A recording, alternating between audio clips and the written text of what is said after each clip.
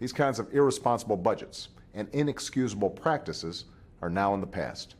For the first time in many years, my administration has produced a budget that represents an honest reckoning of that would be inexcusable and entirely self-inflicted by Washington. And at a time when too many of our friends and neighbors are still looking for work, it's inexcusable. By an action that is simply inexcusable.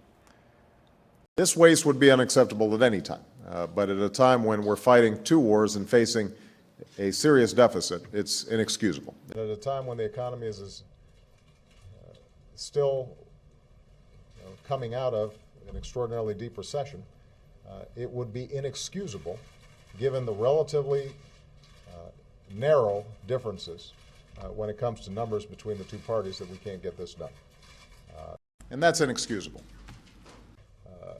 It is my expectation, in fact, it would be inexcusable for Congress not to further extend this middle-class tax cut for the rest of the year. It should be a formality, and hopefully it's done. And that's inexcusable. It's outrageous. It's inexcusable. And the actions that he's now taking against his own people is inexcusable, and the world community has said so in a more or less unified voice. Does it make sense? It's inexcusable. And at a time when too many Americans are still looking for work, it's inexcusable. At a time when too many Americans are still looking for work, it's inexcusable. It's inexcusable, and Americans are right to be angry about it, and I am angry about it.